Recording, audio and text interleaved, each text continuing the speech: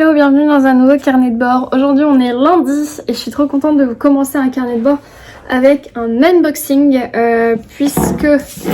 Attendez, je fais de la place. J'ai reçu pas mal de choses. Hop, deux petits colis comme ça et un gros colis comme ça. Par quoi on commence? Le gros. Attendez, je fais un peu de place. Alors, ça me vient de la part des éditions Fleuve.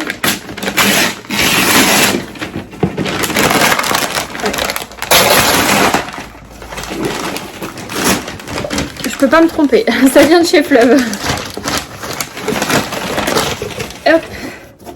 Ah, c'est sur les durs à cuire de Charlie Ménétrier McGrath. Manifestement. Alors, qu'est-ce qu'on a dans ce colis? Ah, déjà on a quelque chose de très orange qui se porte à la saison, tout à fait. Alors, c'est un tote bag Fleuve. Et moi, qu'est-ce qu'il y a écrit derrière? Ah ben c'est Miss Fleuve qui revient de ses courses. Voilà. C'est moi qui reviens du salon du livre, hein, parce que vu ce que j'ai acheté hier. Excellent. Oh, alors celui-là, on peut pas le louper, hein, c'est pire que les gilets jaunes, le truc. Et ben voilà, donc un joli tote bag. Très Halloweenesque, du coup. Ouh là là, on en a des belles choses dans ce livre. Alors, tout d'abord, le livre qui nous intéresse quand même... Les durs à cuire de Charline Ménétrier McGrath. Ah, c'est elle qui a écrit. Elle? Charline, oui. Charline. Pardon, j'ai dit Charline, mais c'est Charlie. Alors, qui est... Donc, c'est une femme, l'autrice. Ouf. L'autrice des Sales Gosses. Je l'ai vu passer ce livre, mais je ne l'ai pas lu. Alors, oh, c'est dédicacé. Déjà, j'ai un petit marque-page. Alors, pour Estelle, les durs à cuire vous attendent pour leur réunion familiale. Bonne lecture à vous. Trop mignonne. Donc là, on a un petit marque-page d'un côté et hop, de l'autre, c'est les imbéciles heureux. Je pense que c'est son précédent puisqu'il paraît chez Pocket. Alors, les durs à cuire, de quoi ça parle? Sixtine, 40 ans, mariée, 2 enfants et bourgeoise par excellence, est au bord de la crise de nerfs lorsqu'elle se trouve contrainte d'héberger ses parents, divorcés de longue date, le temps d'un week-end. Leur relation se limite au strict nécessaire depuis qu'elle est adulte et pour cause. Elle est la fille de 2 ex-stars du punk. Grands-parents déjantés versus fille quadra bien rangée et même un peu coincée, la maison est à deux doigts d'exploser. Mais pour Constance et Clémence, les 2 enfants de Sixtine, cette cohabitation tombe du ciel. Rébellion générationnelle à tous les étages. Ouh là là, je pense que cette comédie familiale doit être bien drôle.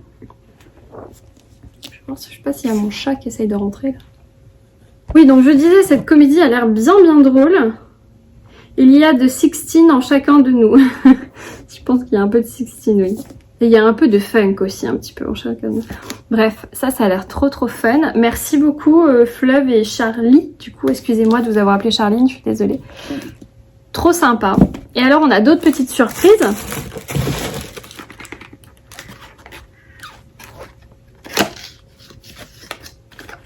Qu'est-ce donc?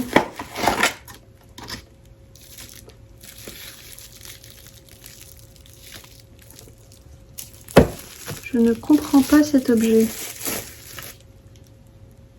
Ah, une radio? Une sono? Une radio? Les durs à cuire.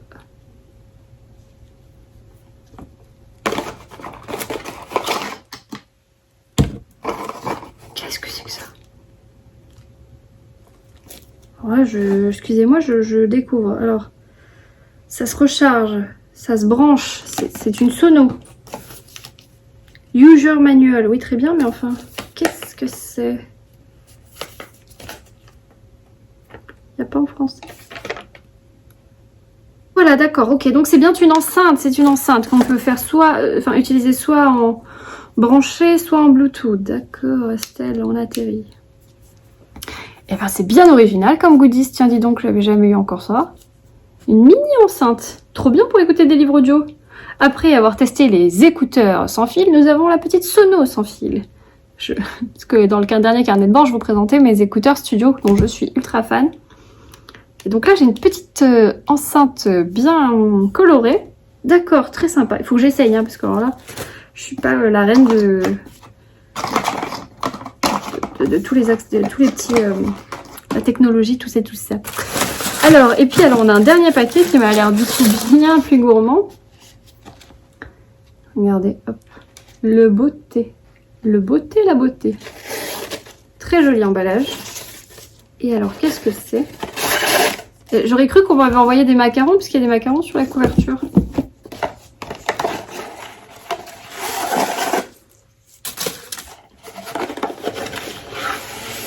Oh!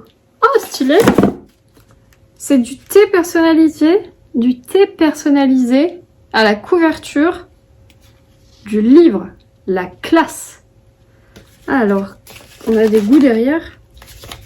Thé noir, vert, agrumes. Acerola, guarana. Coup de fouet. Et bah dis donc. Trop cool. Trop sympa comme goodies. Bravo. Bravo les éditions Fleuve. C'est grave stylé.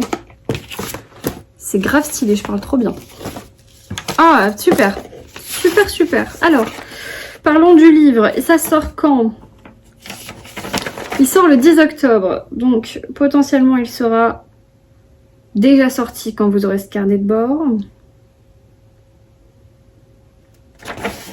À savoir, Charlie Ménétrier McGrath est repérée grâce à une nouvelle récompensée du prix e-écrire sur auféminin.com en 2016.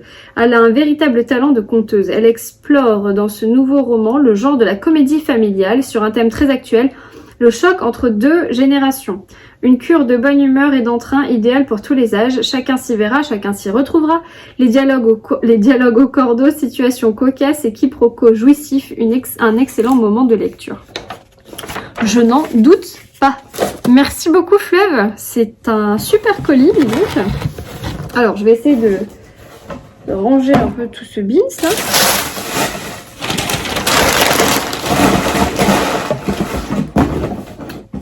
Hop. Voilà. Voilà. Ensuite, alors j'ai deux autres petits paquets.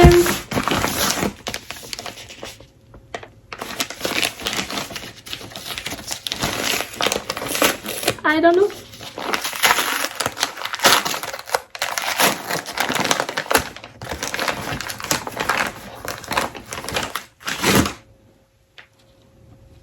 Ah, bah c'est encore Fleuve. Merci Fleuve. Manu, d'accord. Alors ça, ok, ça c'est pour le club Fleuve. Alors d'accord, j'atterris, hein, désolée. Bon ça me gonfle. Donc notre prochaine lecture du club Fleuve. Alors moi d'abord je dois lire un qu'on vient tout juste de recevoir, qu'on a reçu un peu avec du retard, qui est la lecture de septembre, qui est N'oublie pas les fleurs, que je vais lire très bientôt. Et alors celui-là c'est la lecture d'octobre, Le fracas et le silence de Corey Anderson. Et alors je suis ultra fan de la couve. Le fracas et le silence de Corey Anderson. La couve, elle est canon. Enfin, moi je trouve. J'adore. Alors, de quoi ça parle? C'est l'hiver quelque part dans l'Idaho. Le ciel est noir et il fait un froid à fendre les os. Déjà. Jack Dahl, 17 ans, n'a plus d'espoir, plus d'avenir, personne sur qui compter hormis son petit frère Matty pour lequel il serait prêt à se sacrifier. Depuis la mort de leur mère, leurs ressources sont de plus en plus réduites.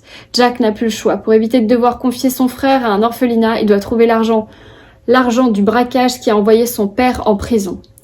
Ava a le même âge. Sa vie n'est que solitude, secret, silence. Son père qui lui a appris à n'aimer personne, à ne faire confiance à personne, est sur les traces du même butin que Jack. Quand le chemin des deux familles se croise, Ava doit faire face à un dilemme. Garder les secrets de son père ou aider les deux frères à survivre. Le fracas et le silence. Fille d'un ranger, Corey Anderson. Ah bah déjà c'est une autrice, parce que Corey, je ne savais pas.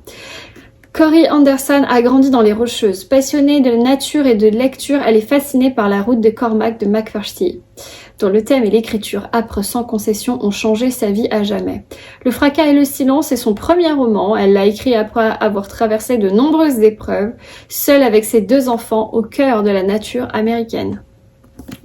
Pas l'air facile comme lecture quand même. Qui fait un peu moins de 400 pages. Mais le sujet a l'air très intéressant. Et encore une fois, cette couve est superbe. Donc c'est une des prochaines lectures de cet hiver, puisque je vais essayer de le lire là en octobre. Un premier roman de la trempe d'un Cormac McCarthy. Je ne sais pas qui c'est. Dans ce livre, il y a toute la beauté du monde. Voilà. Donc merci again, Fleuve. Bon, après, je suis lectrice du Club Fleuve, donc c'était un petit peu normal que je reçoive le livre. Néanmoins, merci beaucoup. Et alors, un troisième paquet, et promis, ça ne vient pas de chez Fleuve, ça vient de chez Sletkin.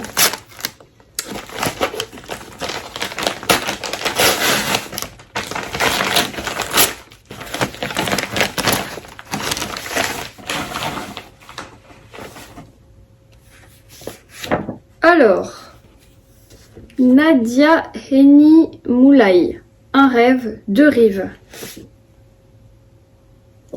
Maintenant, ils ont des couvertures brillantes et lisses, Sletkin. Chez nous. Alors, en librairie le 9 septembre, donc il est déjà sorti. Une famille française.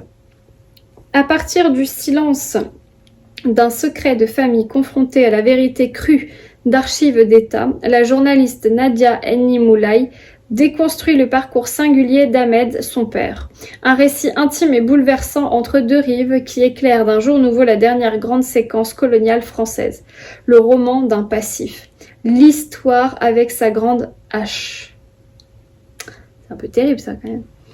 Cette trajectoire moderne d'un colonisé enfiévré par la vie parisienne, par l'alcool et les femmes, ce roman d'un homme de main du FLN, algérien libre, violent, ouvrier ordinaire, père torturé et époux coriace, charrie toute la complexité de l'histoire. De mon histoire. Et si ces actes commis sur le sentier de la liberté sont aussi le prix à payer pour sa dignité, je les accepte. Peut-être atténueront-ils un peu la portée de ses fautes. Ça ne va pas être un livre si facile que ça. Donc l'autrice Nadia Heni Moulay, elle est journaliste indépendante, elle est en particulier sur les sujets politiques et a fondé le média qui s'appelle Melting Book en 2016. Je ne connais pas, on va regarder d'ailleurs. Très attachée à ses origines algériennes, elle raconte dans ses écrits la bascule permanente entre ces deux pays, à la relation tumultueuse. Donc ça s'appelle Un rêve de rive. Ah, et puis un petit marque-page avec. J'aime bien la couverture. J'aime bien cette nouvelle édition, la Sletkin Lycée Brillante, c'est très agréable. Donc voilà, merci beaucoup. De belles lectures en perspective. Maintenant, il faut que je range tout. Tout le bazar. Je vous parlerai de ma nouvelle lecture un peu plus tard. Je vais retourner bosser et je reviendrai, je reviendrai plus tard. Voilà le temps sur la Côte d'Azur. Soleil et pluie. En même temps. Sinon, c'est pas drôle. On est toujours lundi après-midi et en fait c'est juste pour vous partager ma petite ambiance cosy. Je me suis installée par terre dans mon salon. Je me suis mis la dernière vidéo de Margot Liseuse qui nous parle d'automne. Je me suis allumé des petites bougies qui sont trop bons là, notamment la Yankee Candle que je suis en train de finir, qui est la Lake Sunset, qui sont beaucoup trop bons. Celle-là elle est hyper forte, la verveine, donc je l'allume pas en même temps. Et la Jo Malone, c'est un cadeau d'anniversaire pyrogravé, donc du coup je l'utilise pas beaucoup pour la garder le plus longtemps possible. Mais du coup je me suis allumé deux petites bougies, je me suis fait un thé, je sais pas quoi, je me rappelle plus ce que c'est. Oui, c'est les thés de la marque Infuse et c'est le détox je crois. Ils sont trop bons, dans mon mug Mykonos que je me suis ramené de vacances, de la marque Starbucks bien sûr pour les connaisseurs. Et je fais mes petites factures avec Margot dans le fond. Voilà, je fais mes petites factures en même temps. Et comment vous dire que bon, bien sûr, j'ai 1 million de livres à côté de moi et des allumettes. Cette petite ambiance cosy, cocooning annonce l'automne, la tempête qui devrait pas tarder. Et voilà, et c'est juste cosy et beaucoup plus agréable de travailler. Et pour le coup, j'avoue que quand on est en télétravail, et ben on peut se créer ces petites ambiances de travail qui sont quand même parfois moralement plus faciles et plus agréables. Donc c'est beaucoup plus simple de faire toutes ces factures, tout ce que vous voyez là. Donc c'est parti! Je vous donne des nouvelles de mes plantes. Ma Pilea a l'air plutôt heureuse dans son nouveau pot, parce qu'elle me fait des petits bébés là. Alors j'ai gardé le petit bois là, enfin les explications. Ah, c'est juste pour la tenir. Mais vous voyez, elle me fait des petits boutons. Trop contente. Parce qu'elle a l'air de s'y plaire, donc voilà. Et puis alors mon potos, lui, il ne s'arrête plus. Il ne s'arrête plus. J'ai des pousses, des pousses, des pousses. Des pousses de partout. Voilà. Des pousses, des pousses, des pousses, des pousses, des pousses. Partout. J'aime bien cette petite jungle. Voilà.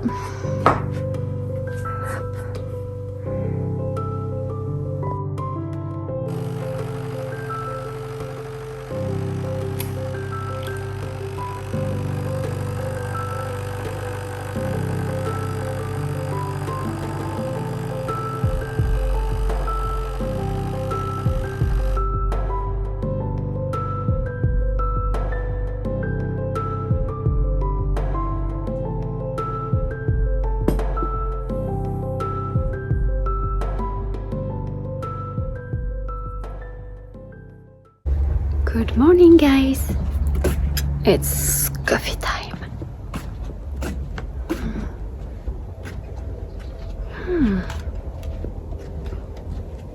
Ah, on est bien là.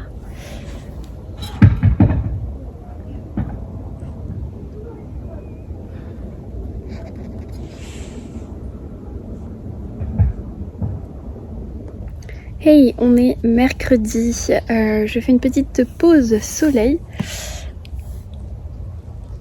Ça fait un bien fou. Il fait très chaud au soleil, mais sinon les températures ont bien baissé. Le matin et le soir il fait très froid. Tu sens que l'automne s'installe. Bref, je viens vous parler de ma lecture en cours qui est L'ombre de l'assassin de Rachel Caine aux éditions L'Archipel, qui est déjà disponible en archipoche, donc format poche. J'en suis là. J'ai lu genre un tiers, un peu plus d'un tiers. Ceci est un tome 2. Je vous invite vraiment à lire le premier d'abord, qui est L'ombre de la menace. C'est ça, hein. Je confonds un petit peu les trois. L'ombre de la menace, c'est le premier volume où on suit Gwen. Gwen est une femme qui fuit son mari qui la traque. Elle a ses 2 enfants avec elle, 2 adolescents, et elle fuit depuis des années un mari qui est en réalité un serial killer. Puisque un beau jour, elle rentre chez elle, un camion a eu un accident de la route et la voiture a percuté le garage, l'abri de jardin qui était dans son terrain, enfin chez elle. Et elle ne comprend pas pourquoi cet accident en devient une scène de crime. Il y a la police, on l'arrête, etc. Et en fait, on se rend compte que son mari était un serial killer qui torturait des femmes dans son garage. Et elle n'était absolument pas au courant. Sauf que bien sûr, tout le monde pense qu'elle était complice de ces meurtres et de ces tortures. Donc elle est à la fois traquée par son mari qui est en prison mais qui envoie ses sbires traquer sa femme et lui faire peur. Et en même temps, tous les haters, tous les gens qui ont une haine envers les serial killers et les gens qui entourent ces personnes-là, on va dire. Et donc elle a beaucoup de malades mentaux qui essayent de la tuer et de la torturer comme son mari a pu le faire avec ses victimes. Et donc elle fuit tous ces gens. Et bien sûr, dans le premier volume, il va se passer quelque chose de frissonnant. Et là, donc, on est dans le 2e volume et on retrouve Gwen, encore une fois, qui traque... et qui se fait traquer et qui traque aussi, et voilà, et c'est tout aussi haletant, c'est hyper addictif, cette lecture est dingue, elle vous retourne le cerveau, donc je suis complètement addict à cette lecture. Je peux pas trop vous en dire parce que quand même c'est un tome 2, donc je vais pas m'étendre énormément là-dessus, mais clairement si vous voulez un bon polar addictif pour l'automne, n'hésitez pas. L'ombre de la menace, c'est une tuerie. Ça c'est le tome 2, L'ombre de l'assassin, Et il y a aussi le tome 3 qui est paru cette année, qui est L'ombre du crépuscule, qui vient juste de paraître en édition Archipel, donc il n'est pas encore disponible en poche, mais il sortira l'année prochaine si vous avez la patience d'attendre ce 3e volume. Je suis en pleine lecture commune, hein, je ne l'ai pas précisé, mais je le lis avec Sophie, donc du compte Instagram et chaîne YouTube du Café et des Livres. Si vous la suivez aussi, vous verrez qu'on est en train de le lire ensemble. Elle a un petit peu d'avance sur moi et elle me dit que c'est complètement dingue la suite, donc je n'ai qu'une envie, c'est me retrouver à ma pause déj pour avancer ma lecture. Voilà, j'ai trop hâte de les lire. Sinon, côté boulot, toujours aussi intense, donc voilà, on va pas se plaindre d'avoir du travail. On pense déjà à la période de Noël, donc voilà, je travaille déjà là-dessus, et surtout je pense aussi à mon Cozy Mystery Day qui arrive à grands pas. Alors tout d'abord, ce week-end je vais aller au Festival du livre Polar de Saint-Laurent-du-Var avec ma tante, puisqu'on est toutes les deux fans de Polar. J'aimerais bien assister à différents rencontres, cafés littéraires. Il y a différents auteurs qui sont là, notamment Nicolas Beuglet, Henri Lovenbroek, Nico Takian, Karine Giebel, enfin voilà, il y a plein d'auteurs super chouettes, et pourtant c'est un tout petit salon, pas très connu, donc je suis plutôt contente que ça se passe dans ma région. Et je vous emmènerai, je pense, avec moi. En attendant, là on est que mercredi, donc je profite pour lire Rachel Kane, et normalement je commence une nouvelle lecture aujourd'hui, donc j'y arriverai pas, mais je vais essayer de la commencer demain, et elle fera partie du challenge Victober. Vous savez que je suis ce challenge depuis l'année dernière, donc le challenge Victober, c'est un challenge qui a été lancé par 3 blogueuses britanniques, donc Lucy, Cathy et Kate, si je dis pas de bêtises. Vous les retrouvez en barre d'infos, j'ai mis leur vidéo de lancement du challenge de cette année. Et alors moi je suis pas vraiment à la lettre le challenge, j'avoue, je ne suis pas vraiment les catégories. Je me contente de lire des romans de l'époque victorienne, puisque le Victober c'est octobre avec des lectures victoriennes, donc Victober, voilà.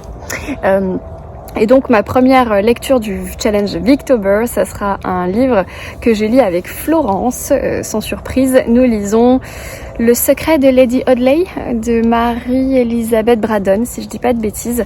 C'est quand même une petite brique, mais j'ai trop hâte parce que cette ambiance un peu victorienne, vous savez, type gothique, on est en Angleterre, il fait froid, c'est humide, il y a beaucoup de tea time, il y a un mystère, il y a des non-dits, il y a des regards, des mots, des lettres, et c'est toute une expression des sentiments qui nous est un petit peu étranger à nous, à notre époque. Et voilà, j'adore cette ambiance, surtout en automne. Donc franchement, le Victober, c'est le meilleur challenge de l'année, je l'attends toute l'année. Donc ce sera ma première lecture du challenge et ma prochaine lecture de la semaine. Donc il y a intérêt à ce que je termine L'ombre de l'assassin très vite, mais bon, vu que je suis à fond dedans, ça devrait pas être un gros problème. Voilà, bon, je vais enfin finir mon café parce que là en fait il est midi et je n'ai pas, tout à l'heure j'ai fait une micro pause de 3 minutes, même pas 3 secondes avant d'avoir un nouvel appel, donc je vais pouvoir finir mon café tranquillement au soleil et j'ai pas été à la boîte aux lettres, donc voilà, je vous retrouverai peut-être plus tard, mais en attendant je vais profiter de cette petite pause déjeuner pour lire au soleil. Après j'irai manger, j'ai un peu la flemme de me faire à manger, mais bon, bien falloir, hein, ma cocotte. Comment tu vas, toi? Tu me montres tes fesses.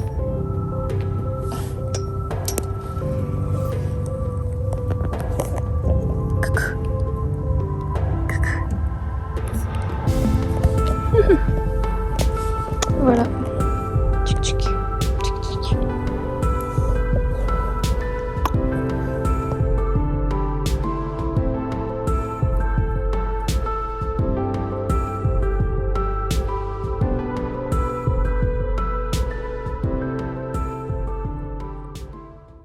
Hey, on est mercredi toujours et du coup j'ai été à la boîte aux lettres et j'avais un petit paquet. Alors il était un peu déchiré, donc je me suis dépêchée de l'ouvrir hors caméra, de la part de 1018. Donc merci beaucoup Aurélie qui m'a envoyé le 3e tome du Cozy Mystery de Anne Granger, donc Brasier, Héritage et Coup du sort.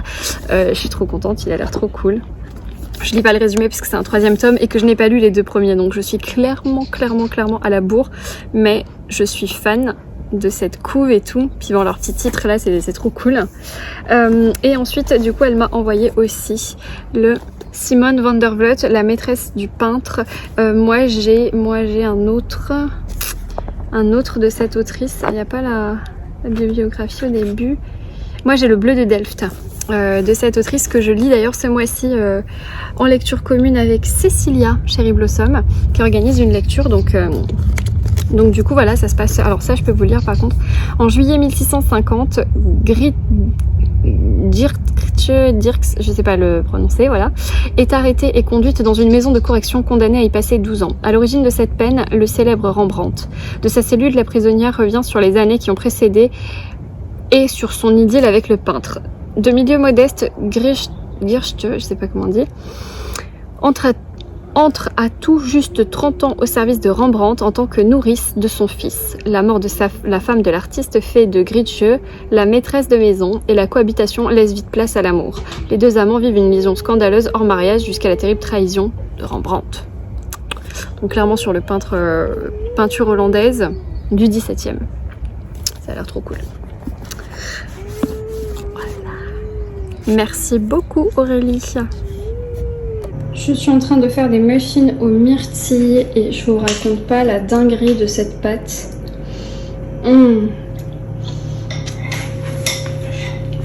Si vous voulez la recette, je vous la mettrai en barre d'infos. Alors après moi j'ai la recette Thermomix, mais c'est la recette muffins aux myrtilles de Pierre Hermé. Et rien que la pâte, elle est ouf. Donc du coup je me doute que les muffins vont être trop bons. Si j'arrive à bien les cuire bien sûr. Mais là je vais me régaler.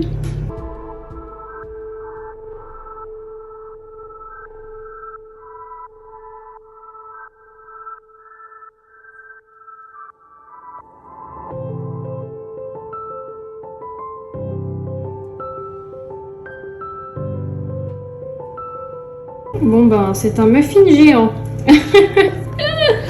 Je les ai beaucoup trop remplis et comme j'avais pas les moules, les bons moules pour les muffins, je vais les décoller un petit peu comme ça. Et il y en a qui se sont complètement renversés. Bon, c'est pas grave, en tout cas ça sent hyper bon. C'est plus moche que mauvais, je pense.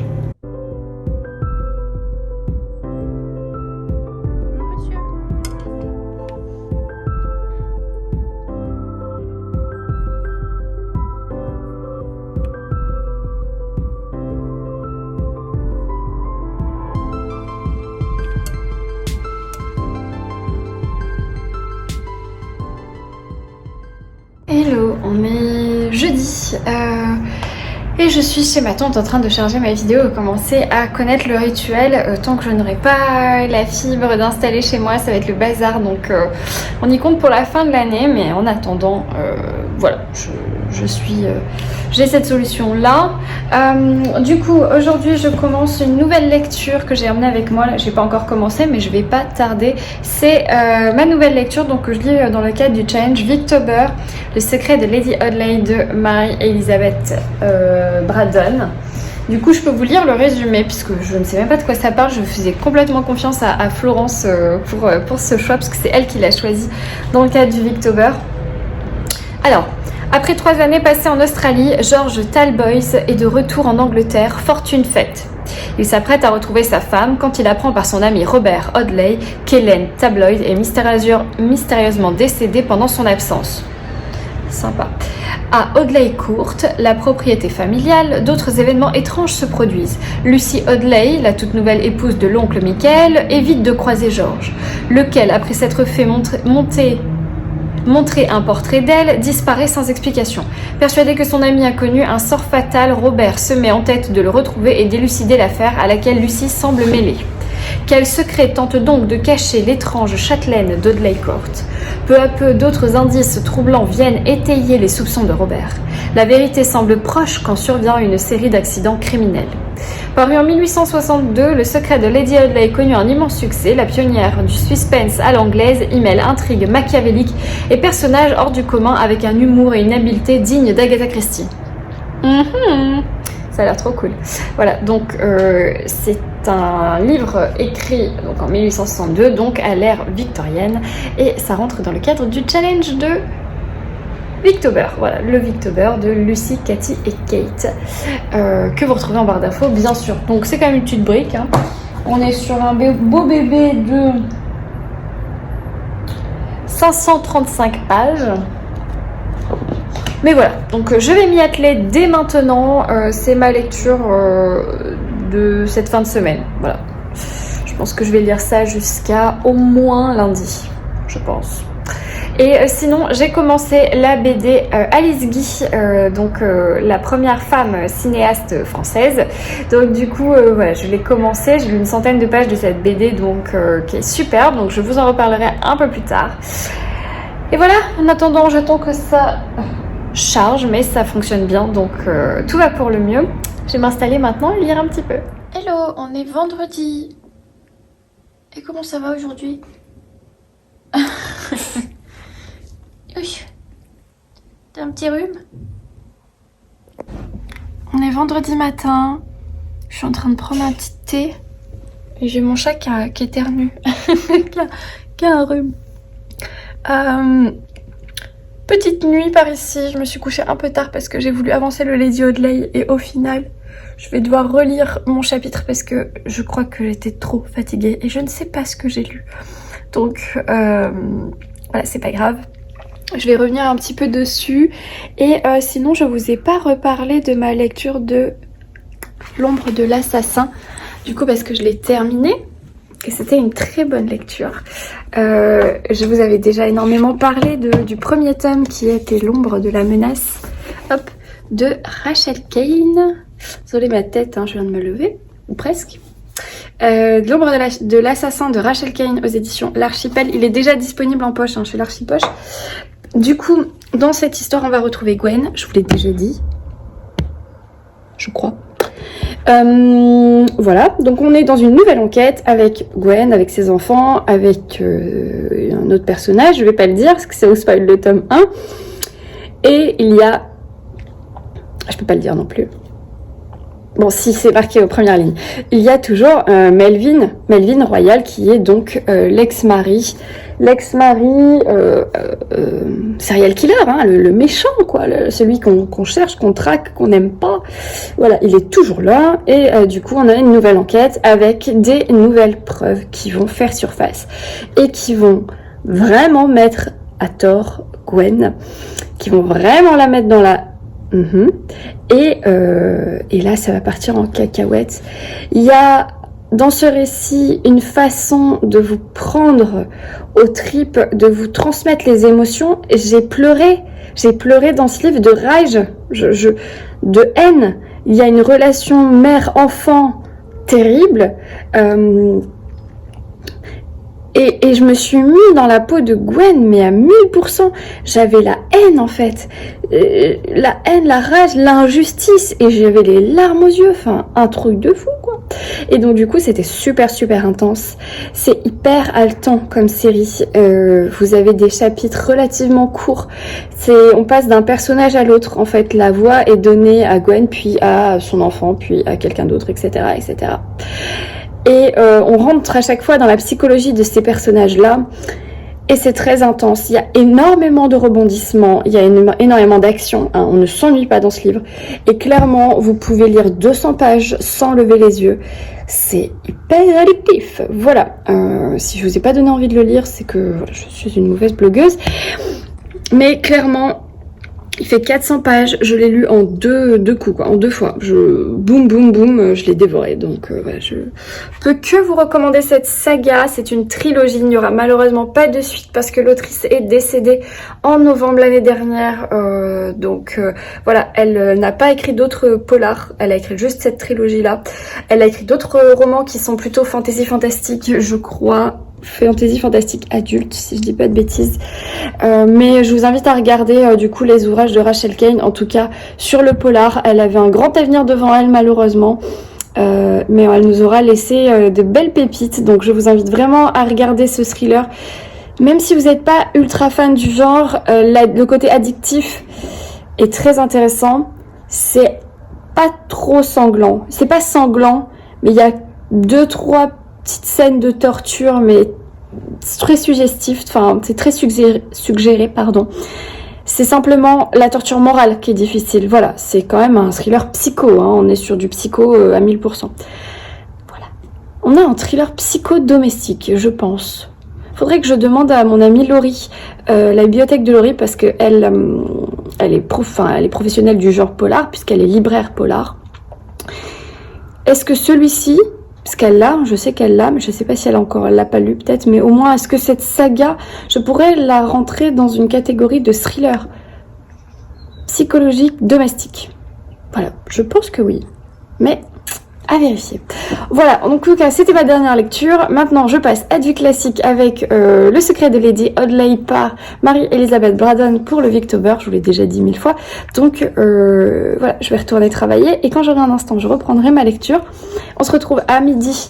Enfin non, vous non, mais moi je vous retrouve à midi pour un live sur Instagram avec Florence. Vous savez que le vendredi midi, on essaye de vous faire des lives entre midi et 2 pour parler de plein de choses, de lecture principalement.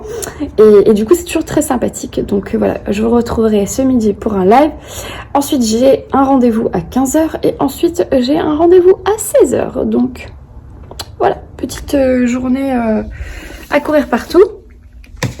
Mais ça va aller. Allez, je vais boire mon thé et moi je vous dis à plus.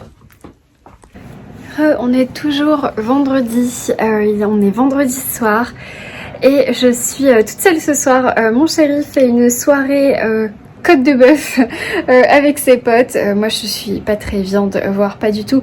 Donc voilà, ils passent une soirée entre copains, ils se font des côtes de bœuf et c'est très bien, c'est leur petit plaisir. Donc moi j'ai ma soirée lecture devant moi. J'ai été... du coup, j'ai été boire un verre avec Sophie dans la librairie un moment chez Mémé. Donc Sophie et ses livres sur Instagram, qui est une de mes amies qui fait partie de notre club de lecture. Donc voilà, on a passé un petit moment, une petite heure à papoter autour d'un petit verre de rosé. C'était très sympa. Donc là, je suis rentrée, je me suis lavée, démaquillée et tout ça. Mon dîner est en train de cuire. Je me suis fait tout simplement des pâtes au jaune d'œuf et avec du gruyère. Voilà, c'est la comfy soirée totale. Donc jogging, voilà, petite pâte et lecture. Voilà, c'est surtout ça qui est important, c'est que du coup j'ai ma soirée pour lire. Mais je suis en train de me faire une petite ambiance cosy, je suis en train de m'allumer des petites bougies et tout, donc voilà, je vais vous montrer ça. Mais avant, je voulais vous montrer ma réception parce que je l'ai déballée sans vous, voilà, ça arrive aussi. J'ai reçu le 3e livre de Alison Cooper, Superstition. J'avais adoré les 2 premiers qui sont, alors dans l'ordre Rituel et le tome 2, c'est Sacrifice. Donc on peut les lire séparément, pardon.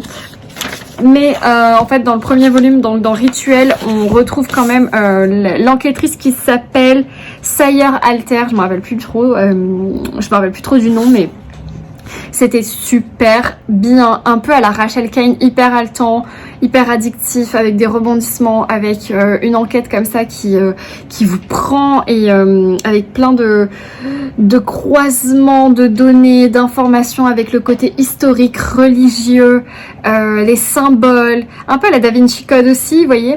Et j'avais genre dévoré les 2 précédents, donc Rituel et Sacrifice. Et là, il sort Superstition et en plus, ça a un lien avec l'Égypte, on le voit avec la croix égyptienne. Et j'ai trop hâte, ça a l'air trop bien. Donc voilà, merci beaucoup au Cherche Midi, c'est sorti là le 7 octobre, donc hier. J'ai trop hâte. Et d'ailleurs, trop bien, Sacrifice sort en édition Pocket. Donc si vous le connaissez pas, c'est d'accord. Je reconnais la couverture parce que ça se passe dans une espèce de puits, enfin un cratère, bref. C'était trop bien, j'ai trop hâte, genre vraiment trop hâte, genre j'ai envie de le lire maintenant. Bref, donc c'était ma réception du jour, voilà, j'entends que ça sonne, c'est que ça doit être prêt. Donc voilà, je vous montre ma petite ambiance cosy, ma soirée lecture en perspective, et puis je pense que moi je vous retrouverai demain.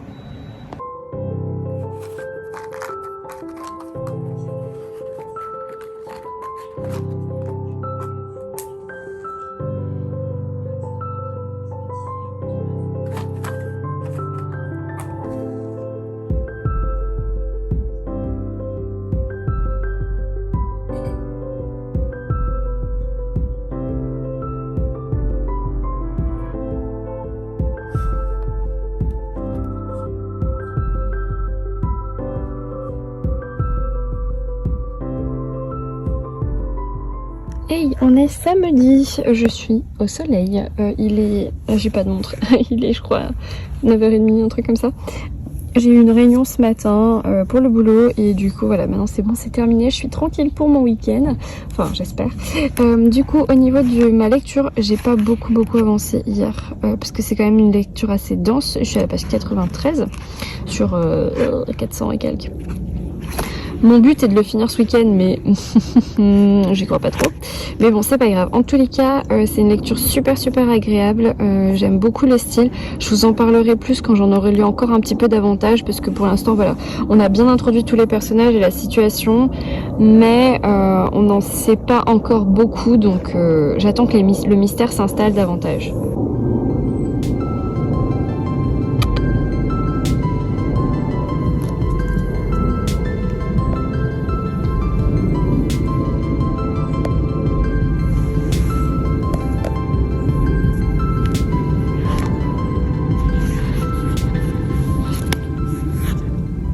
Donc je vous disais que j'attends un petit peu avant de vous raconter le pitch de ce roman, mais pour l'instant j'aime beaucoup, ça me fait beaucoup penser en fait à ma cousine Rachel de Daphné du Maurier, le côté ambiance, un peu souvenir, un peu des personnages comme ça qui ont disparu pendant un certain temps, qui reviennent sur des lieux et autres, donc ça me fait beaucoup penser à ça. On est typiquement dans une écriture victorienne un peu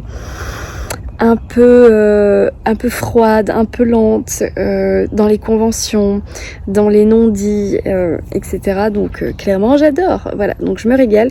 Je vais essayer d'avancer un maximum ce matin parce que cet après-midi je vais au salon du livre, voilà, de Polar. Un salon du livre du Polar qui se passe à Saint-Laurent-du-Var, c'est une petite ville pas très loin de chez moi, donc j'aimerais bien écouter un café conférence, là je sais pas comment ça s'appelle, à 15h, donc je vais essayer d'aller en début d'après-midi, puis faire un petit tour, etc. J'aimerais bien voir Henri Levenbruck et Nicolas Beuglet déjà, et puis d'autres qui sont sur place aussi, mais voilà, principalement c'est ces deux-là où j'aimerais bien prendre leur dernier livre, donc Un passager sans visage et enfin celui-là je vais faire dédicacer, et le dernier en livre Henri Levenbruck qui est le 3e volume de Le mystère de la main rouge, et le premier c'était Le loup des cordeliers, et là c'est le 3e tome je crois. J'ai pas le nom en tête, mais je crois qu'il sera là. Donc voilà, c'est ce que j'ai prévu d'aller acheter, voir, dédicacer, on verra. En tout cas, je vais vous emmener avec moi, mais pour le moment, je profite de ce petit soleil matinal. Là, il doit faire, je sais pas, peut-être 20 degrés, même pas, 19. Mais le soleil est très chaud ici, donc c'est agréable. Voilà. Bon, manifestement, Nelson a trouvé l'endroit le plus confortable du jardin. Voilà, l'arrosage, c'est magnifique, sur le papier, papier pour plantes. C'est bien là? C'est hyper confort, non? Ça a l'air. Coucou, on va où? Je sais pas où on est. Au salon du livre, tu voulais qu'on soit. Attention. Nous, c'est les livres qui nous importent. Là, on va au salon du livre, du polar. Du polar, c'est voilà. Donc, avec Estelle, petite lectrice, on va se régaler parce qu'on va acheter tout. Voilà, c'est ça le problème. Voilà. On se retrouve à Il n'y en a pas un qui va nous déplaire. Donc, à y être, on a pris les munitions, donc tout va bien.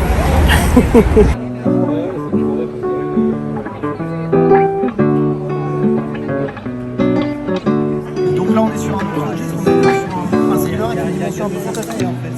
Je sais pas si ça vous plaît ou ça peut... L'année d'avant, D'accord.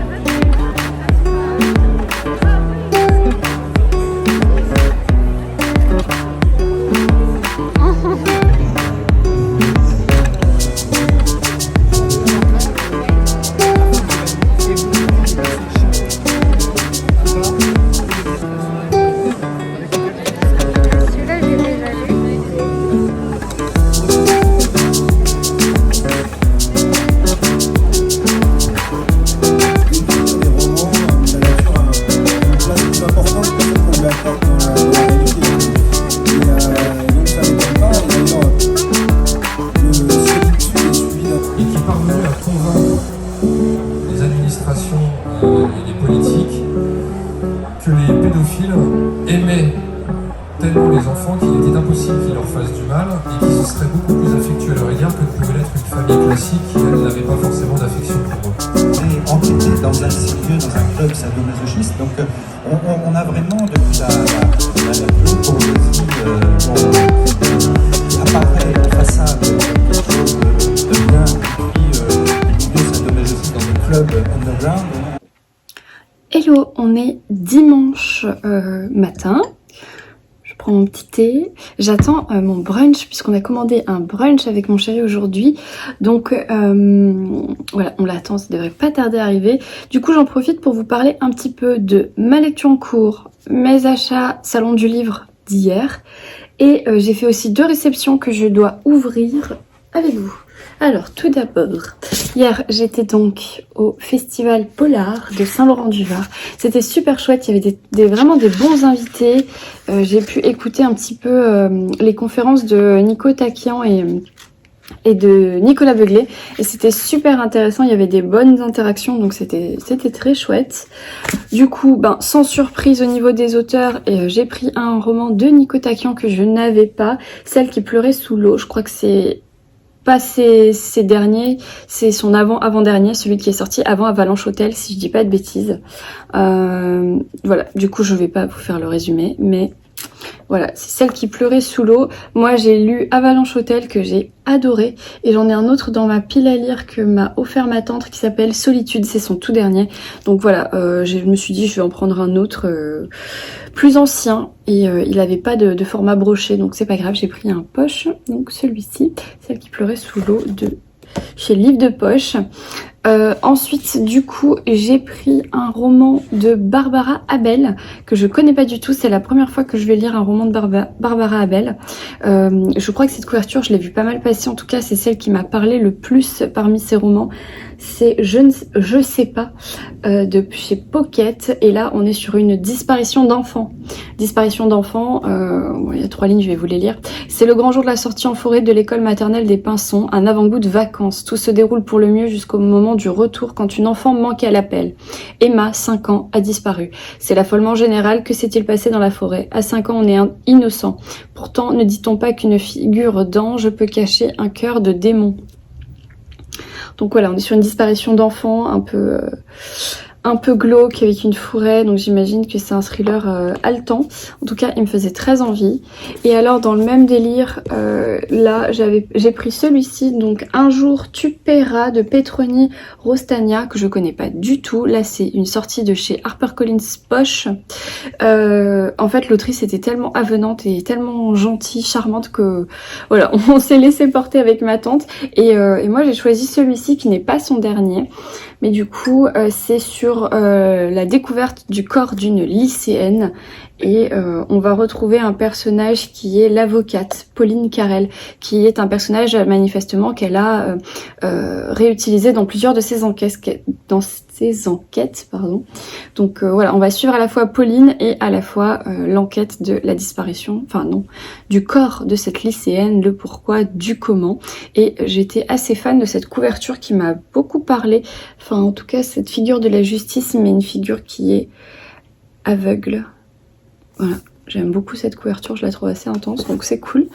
Donc ça, ensuite j'ai pris 2 autres romans, donc en fait c'est beaucoup de découvertes finalement, parce que à part le Nico Taquian que j'ai déjà lu, Barbara Abel j'ai jamais lu, Petroni Rostagna je n'ai encore jamais lu, Vincent Ortiz pour Seul Refuge également, je l'ai jamais lu. Et alors là pour le coup lui il a toutes les vignettes de la Terre, donc pour dire que son roman a été plutôt apprécié. Et là clairement c'est un livre divers. Je n'ai même pas lu le résumé, j'ai fait complètement confiance à Instagram, au réseau, à tous les bons avis que j'ai pu lire sur ce livre. Et puis bon, de la neige, une maison abandonnée, voilà, de la neige à perte de vue, une ours affamée, pas une habitation des kilomètres à la ronde, seul perdu dans les immensités sauvages du Montana à plus de 2000 mètres d'altitude, 2 hommes se font face, un jeune indien accusé de viol avec torture et le juge qui l'a condamné. Chacun possède la moitié des informations qui pourraient les sauver, ensemble ils s'entretueront. Séparés, ils mourront. Voilà, un huis clos dans la neige, il fait froid, voilà. Très bien, parfait pour cet hiver. Et une autre découverte, hein. J'étais pleine de découvertes pour ce salon. J'ai pris celui-ci, Boréal, de Sonia Delzongle, je sais pas comment on prononce. Sonia, je suis presque sûre, mais Delzongle, je sais pas. En tout cas, l'autrice parlait super bien français. Je pensais pas que c'était, je sais pas si elle est française ou pas. Ouais, elle est pas française, mais elle est journaliste, bref. Et là, en fait, ça se passe au Groenland. On va découvrir dans la glace plusieurs cadavres de bœufs. Et autour de ces cadavres de bœufs, on va retrouver des ossements, enfin des cadavres d'hommes. Et on va partir de là dans une enquête, mais ils sont maintenant 7 hommes et femmes isolés dans la nuit polaire. Le lendemain a lieu la première disparition. En fait, il va y avoir 7 enquêteurs, enquêtrices, journalistes sur du coup cette découverte-là. Et à partir de là, il va se passer d'autres choses un peu suspectes. Et on est en Groenland, donc clairement il fait super froid, l'ambiance est super glauque, un peu saisissante comme ça, où le moindre faux pas te mène à la mort. Donc voilà, donc je connais pas du tout, hein, Sonia Delzongle. Donc une découverte encore, donc on est quand même sur déjà 4 découvertes poche. Et puis après j'ai pris 2 romans grand format qui ne sont pas des découvertes. Du coup j'ai pris le nouveau roman de Olivier Merle, Dans l'ombre du loup. Alors Olivier Merle, j'avais lu Libre d'aimer, qui n'est pas du tout un polar. J'avais adoré cette histoire, ces 2 femmes qui n'ont pas le droit de vivre leur amour pendant la Première Guerre mondiale, je crois, et qui vont en fait essayer de survivre à travers les bombes et de ville en ville. Et de vivre leur amour un petit peu comme ça. En plus, il y a bien sûr des histoires de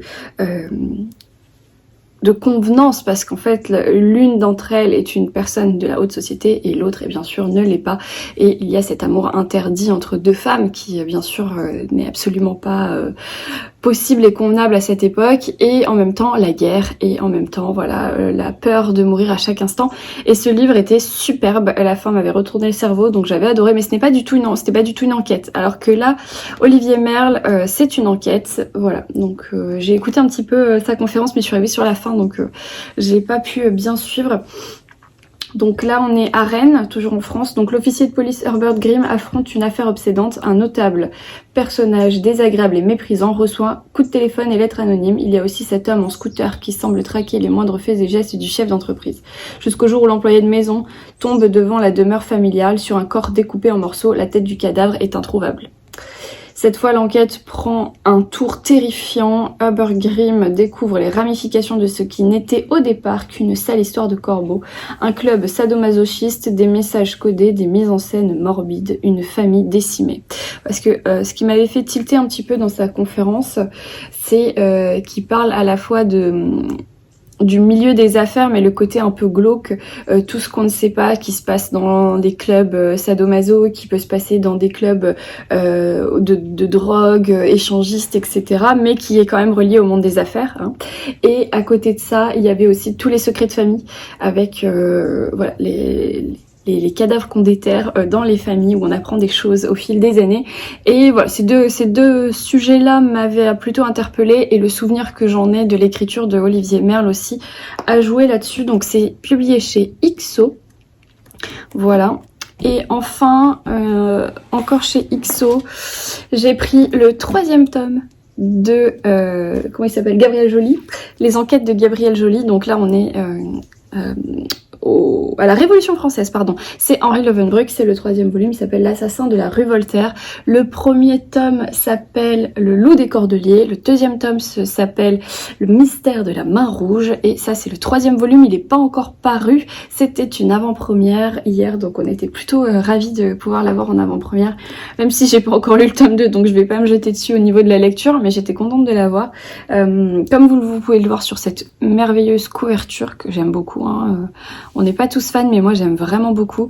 On est pendant la Révolution française, et voilà, c'est une 3e enquête, donc je vais peut-être pas regarder, mais en tout cas dans le premier tome, on apprend à connaître Gabriel Joly, qui est un jeune homme qui va se retrouver en plein milieu de cette révolution française et qui va avoir un petit peu le cul entre deux chaises, si je peux dire ça, parce qu'il va y avoir à la fois les révolutionnaires et à la fois toute la politique, et lui il va être entre les deux. Il va y avoir un cadavre, bien sûr d'un notable, de quelque chose de très inattendu, et lui son rêve c'est d'être journaliste, et donc il va enquêter malgré lui, malgré les obstacles qui lui font face, et il va aller main dans la main avec la police parisienne découvrir qui est le coupable de ces meurtres. Et en même temps on a vraiment ce fond historique de révolution, donc la pression monte, la tension monte, et on va croiser des figures très importantes. Je crois qu'il y a Diderot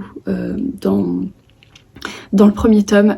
Lovenbroek qui va comme ça distiller un petit peu des personnages de l'histoire avec un grand H, et en même temps des actions historiques qui ont vraiment existé, et dans tout ça il va nous mettre un cadavre, il va nous planter un décor de fou, et une enquête plutôt prenante. Donc moi j'avais envie de lire la suite, je l'avais lu avec Florence le tome 1, elle avait pas autant aimé que moi, mais je pense aussi il y a le côté historique qui joue beaucoup.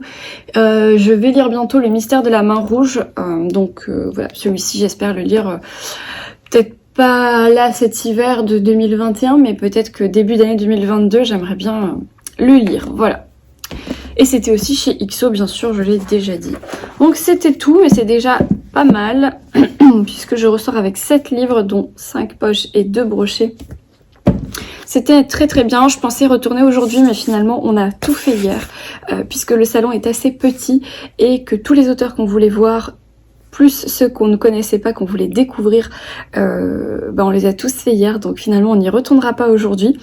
Mais c'était un super salon, il y a des très très bons auteurs, il y avait d'autres super auteurs, hein. Il y avait Karine Giebel aussi qui était là, il y avait Yann Manouk qui était là aussi, Bernard Minier, voilà, mais c'est pas des auteurs qui pour l'instant m'attirent, donc j'ai déjà fait ceux qui m'attiraient et ceux que je connaissais, et puis on aura d'autres occasions de voir les autres auteurs.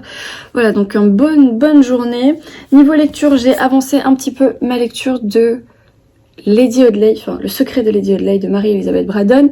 Je suis même pas à la moitié, mais c'est assez dense, hein, puisqu'on est sur une lecture victorienne, donc vous doutez que c'est pas super léger, il y a beaucoup de descriptions, et puis les pages sont plutôt remplies, quoi.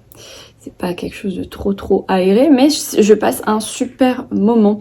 Voilà, là je suis à la page 213, il m'en reste un peu plus de 300. Je suis pas tellement sûre d'y arriver à les lire aujourd'hui, mais c'est pas grave, je m'étalerai sur la semaine prochaine.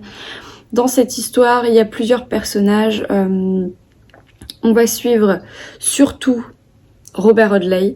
Alors Robert Audley, c'est un jeune homme, c'est un jeune avocat, mais qui fait plutôt rien dans sa vie. Il est avocat, mais juste de nom, pas d'activité. Il a pas d'activité. Il fume des cigares, il recueille des chiens errants, et voilà, il fait rien d'autre dans sa vie. Il vit.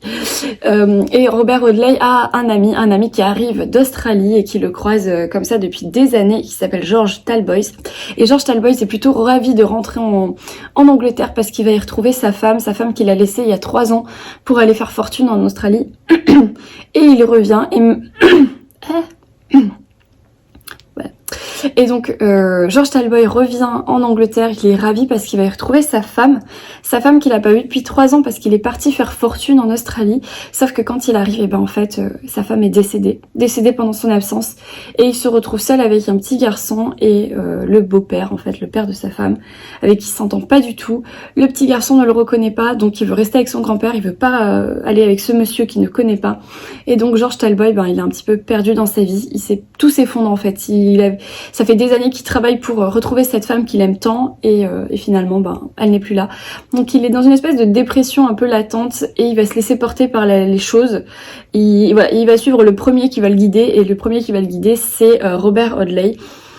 Et voilà. Et donc il va suivre Robert Audley, et Robert Audley va retourner au manoir familial où Michael Audley, son oncle, vient de se marier avec une jeune lady qui n'est pas du tout de son rang, mais qui est une ancienne femme de chambre, et cette jeune lady qui s'appelle, Lady Audley, ok, mais je crois qu'elle s'appelle Lucy, va commencer à faire des vagues dans cette famille, et pas mal de secrets vont planer autour de cette famille, de cette femme, de Lucy.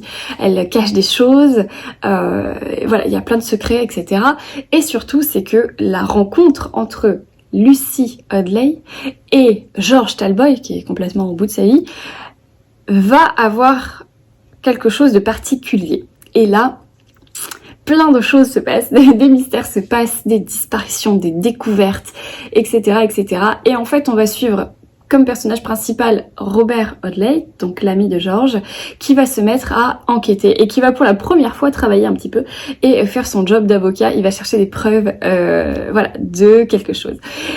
Et c'est plutôt prenant, il y a beaucoup de convenances, il y a beaucoup de non-dits, de mystères, cette ambiance très manoir à la Daphné du Maurier qui plane comme ça, qui pèse sur le lecteur, ce Robert Audley qui est à la fois plutôt flegmatique mais en même temps hyper amical, enfin moi je l'aime beaucoup ce Robert Audley, ce George Talboys, on a de la peine pour lui, on a vraiment envie de le prendre dans nos bras quoi, et on est vraiment très très touché par sa peine.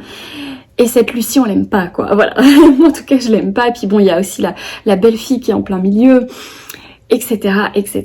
Donc, c'est une très bonne lecture pour le moment, très, très, très victorienne. Clairement, elle remplit tous les codes.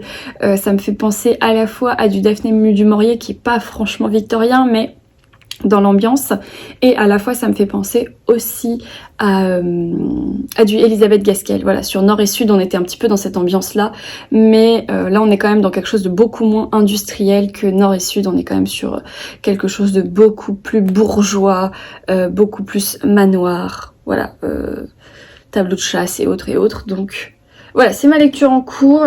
J'ai avancé un petit peu aussi ma BD de Alice Guy.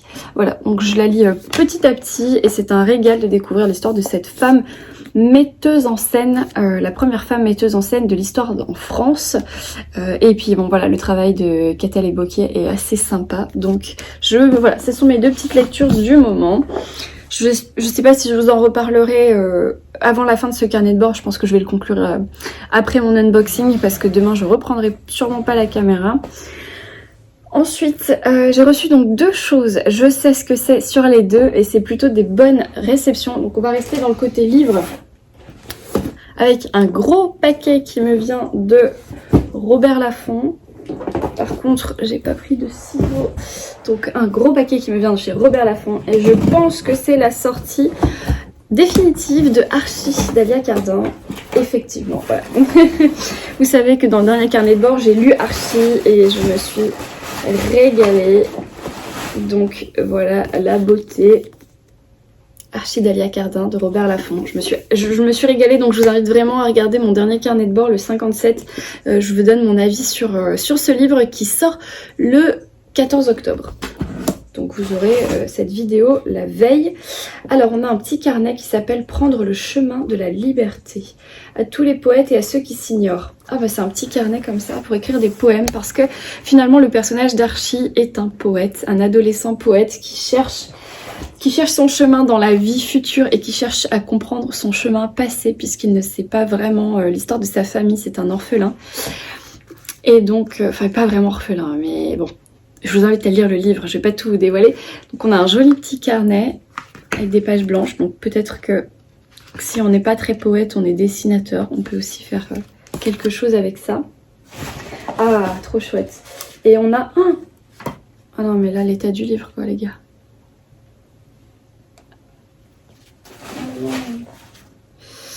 Non. Et on a la sortie poche de Mademoiselle Papillon. Bon, bref, j'essaie de le sauver. De Mademoiselle Papillon, là qui vient tout juste de paraître chez Pocket. Et clairement, ce livre, je l'ai adoré. J'ai beaucoup aimé Archie, hein, vraiment. Mais Mademoiselle Papillon, pour moi, elle est encore au-dessus. Voilà, je vous raconte pas l'histoire. Enfin, si je peux vous lire le résumé. Gabrielle, 30 ans, s'occupe des grands prématurés dans un service néonatologie intensive. Impuissante face à la souffrance de ses patients, l'infirmière glisse lentement dans l'indifférence lorsqu'elle découvre l'histoire de Thérèse Papillon, reconnue juste parmi les nations. En 1920, dans une France ravagée par la guerre, Mademoiselle Papillon est envoyée par la Croix-Rouge dans un dispensaire à Vraignes-en-Vermandois, quelque part. Alors qu'elle tente d'accomplir sa mission, la vision des enfants qui succombent dans la rue l'obsède. Une ambition se forme et prend bientôt toute la place. Elle doit bâtir une maison pour les protéger. Lorsqu'elle franchit le seuil de la sublime abbaye de Valloire, Mademoiselle Papillon est convaincue d'approcher son rêve. Donc en fait, on a ces deux histoires de femmes qui sont très proches des enfants et de la néonatologie, qui vont se comparer, donc celle d'aujourd'hui avec Gabrielle et celle de Mademoiselle Papillon dans le passé. Et c'était tellement intense, tellement beau, tellement poétique que j'ai adoré cette histoire. Je l'ai déjà offert ce livre, hein, clairement, donc si vous n'étiez pas encore convaincu, vous pouvez d'ores et déjà l'acheter chez Pocket, il est superbe. Donc voilà, j'ai rien oublié, non. Donc un très beau colis de Alia Cardin, que j'aime beaucoup, c'est une autrice belge hein, que j'aime beaucoup suivre, et d'ailleurs que je vais pouvoir rencontrer à Brive, donc ça c'est trop cool. Et alors enfin, last but not least, dernier paquet, après j'arrête de parler. Hop, c'est un colis qui me vient de chez Muse. Alors vous avez déjà dû le voir passer sur Facebook, n'importe quoi, sur Instagram, sur YouTube, parce que Muse c'est une toute jeune entreprise d'accessoires de mode, on va dire, principalement, qui sont liés à la littérature. Et potentiellement, voilà, elle nous a proposé, j'ai plus son prénom en tête, elle nous a proposé de recevoir à plein de blogueuses des articles de sa boutique pour les tester, les essayer, vous les montrer. Et je vous avoue que moi, j'ai commandé, j'ai reçu un article, donc voilà, je vais vous le montrer. Et j'ai aussi passé une commande parce que je n'ai vraiment pas pu résister sur ce site. C'est tellement, tout était trop, j'adore. Donc du coup, je vous mets toutes les infos dans ma barre d'infos. Vous avez le lien pour aller sur le site direct. Et vous avez un petit code promo si jamais vous avez envie de tenter. Moi, j'ai déjà craqué avec mon propre code promo. Donc voilà, l'influenceuse influencée, quoi. Alors, voilà. On a un petit papier. Ah, donc là, il n'y a que ce produit-là. Par contre, les produits, à chaque fois, enfin, je les reçois en plusieurs fois, parce que j'ai commandé autre chose, mais c'est une surprise, donc je ne vais pas le dire. Et je l'ai reçu dans un autre colis, donc tout est séparé. Et donc, c'est... Il est super grand, par contre. C'est un sweat blanc que j'ai pris avec écrit lectrice du dimanche, et comme aujourd'hui on est dimanche, je trouve que cet unboxing tombe à pic. Il est trop beau. Par contre il est super grand, moi j'ai pris S, mais c'est un peu grand. Alors, mais d'un côté, c'est peut-être bien, c'est loose. Voilà. C'est très très doux. Je vais l'essayer de ce pas. Voilà. Oh, il est grand quand même, mais je vous invite à prendre une taille en dessous, hein. Parce que là on dirait que j'ai pris un L, j'ai pris un S. C'est un petit peu grand, ça me fait une robe. Mais par contre il est hyper cosy, comfy, doudou, il est chaud, tiens, bien chaud. Donc voilà, lectrice du dimanche. Il est très grand dans les manches aussi. Hop. Donc ouais, je vous dirais juste faire attention aux tailles, mais par contre la qualité du produit, elle est super. Elle est super, c'est très très agréable.